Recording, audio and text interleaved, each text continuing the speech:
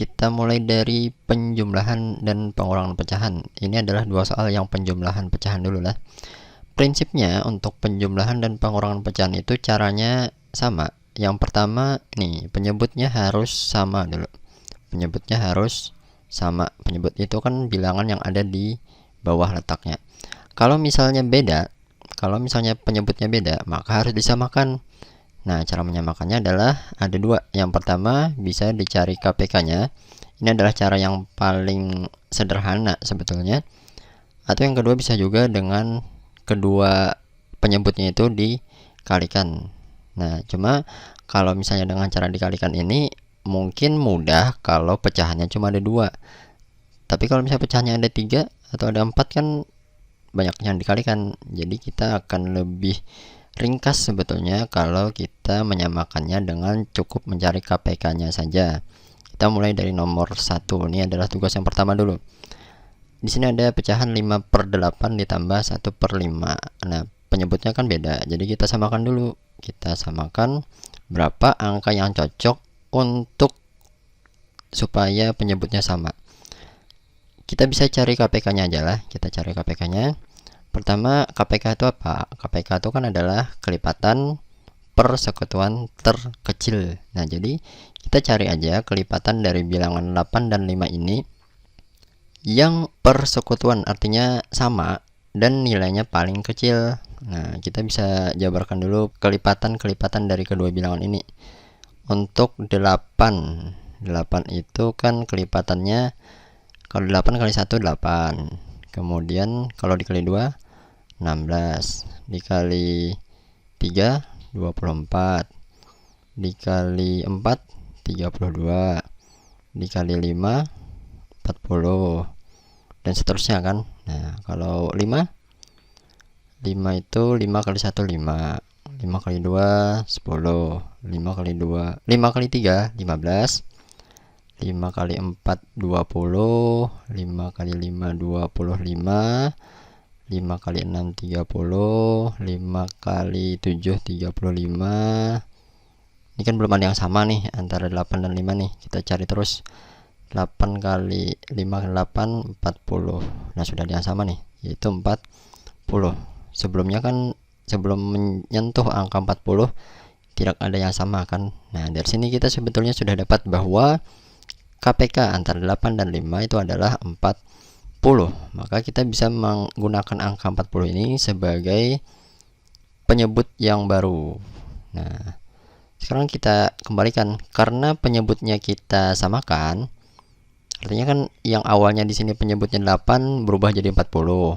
Yang ini awalnya 5 jadi 40. Karena penyebutnya ini berubah jadi 40, berarti pembilangnya ini juga akan ikut berubah juga. Nah, cara mengubahnya adalah kita kembalikan 40 dibagi 8 berapa? 5 kan. Nah, 5 hasilnya itu 5, kita kalikan ke atas nih. Dikalikan jadi 40 dibagi 8 hasilnya 5. 5 dikali 5 25. Kemudian di sini karena tambah berarti operasinya adalah tambah juga.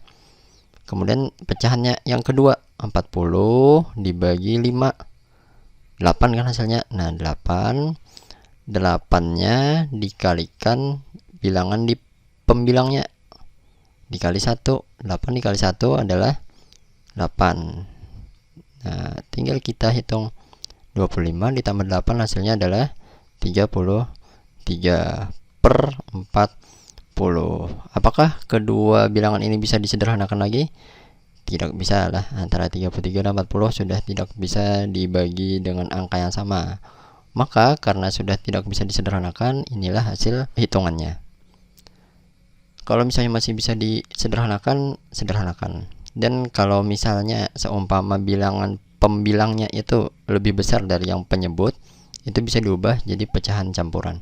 Kita lanjut ke yang nomor 2. Nomor 2 ini ada akarnya. Dan ini mudah aja nih sebetulnya, 6 dan 3 di penyebutnya. Artinya KPK-nya itu sebetulnya kelihatan aja.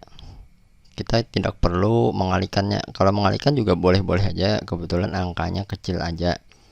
Misalnya kita cari KPK-nya aja lah, antara 6 dan 3. 6 dulu. 6 itu kan kelipatannya bisa 6 kali 1 6, 6 kali 2 12, 6 kali 3 18, 6 kali 4 24. Nah cukuplah, ada banyak kan lagi sebetulnya. Sekarang yang 3 itu kelipatannya 3 kali 1 3, 3 kali 2 6. Nah ini sudah ketemu nih sebetulnya antara 6 dan 3, kelipatan yang sama dan paling kecil diperoleh 6 kan. Nah berarti kita bisa menggunakan penyebut yang baru adalah angka 6. Sekarang karena penyebutnya kita samakan atau penyebutnya berubah, maka pembilangnya pun juga mengalami perubahan. Sekarang kita sesuaikan pembilangnya. 6 dibagi 6 hasilnya 1 dikali akar 3. 1 dikali akar 3 hasilnya juga adalah akar 3 juga. Nah ini ingat ya, ketika kita menuliskan akar 3 aja, sebetulnya di depannya ini ada koefisiennya, yaitu 1, cuma tidak dituliskan. Nah kemudian kita lanjutkan menyesuaikan untuk pecahan yang kedua. 6 dibagi 3 adalah 2 dikali 2 akar 3. 2 dikali 2 akar 3 adalah 2 kali 2 4 lah. Jadi hasilnya 4 akar 3. Ini karena operasinya penjumlahan, maka ini tambah. Oke. Untuk akar itu baru bisa kita hitung kalau dia dikalikan dengan sesama akar juga untuk yang perkalian. Misalnya ini tadi, ini kan 6 bagi 3 2. 2 dikali 2 akar 3 kan ini kan. 2 dikali 2 akar 3. Nah ini yang bisa kita hitung kan cuma 2 dan 2 nya aja. Akar 3 nya ini jatuhnya sama seperti variabel atau sama seperti huruf. Beda halnya kalau misalnya kita mengalihkan antara misalnya ini ya, akar 2 dikali akar 3. Nah ini bisa dihitung, jadinya adalah akar 6 gitu. Oke, kita kembali ke soalnya tadi. Berarti sekarang hasilnya adalah akar 3 ditambah 4 akar 3 per 6.